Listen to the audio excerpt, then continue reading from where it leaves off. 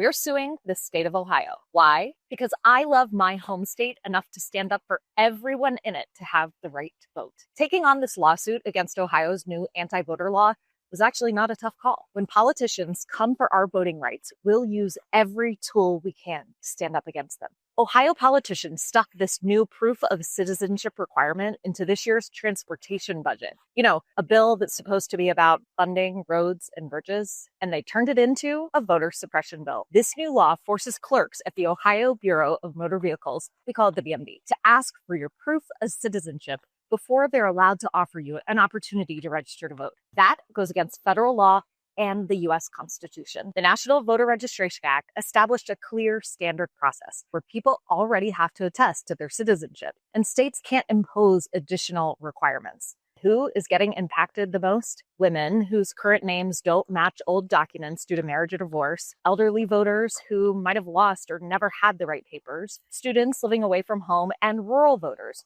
who may not have easy access to their records or local offices. Meanwhile, just to be clear, non-citizen voting is almost non-existent. Ohio Secretary of State Frank LaRose has poured over a decade of voter registrations and vote history. And yet, out of 8.1 million registered voters in Ohio in 2024, he was only able to find 7 cases of non-citizen voting. LaRose wants to disenfranchise thousands of voters to prevent 7 cases. That's 0.0001% of everyone who voted. Any one of us is more likely to be struck by lightning. LaRose says we're causing chaos, but he's the one who's purging voters and forcing thousands of eligible citizens to scramble to find documentation. This law does nothing more than create another barrier to voting in Ohio. That's why Red, Wine, and Blue and the Ohio Alliance for Retired Americans are suing the Ohio Secretary of State, because no one should lose their right to vote over red tape. We'll keep you updated.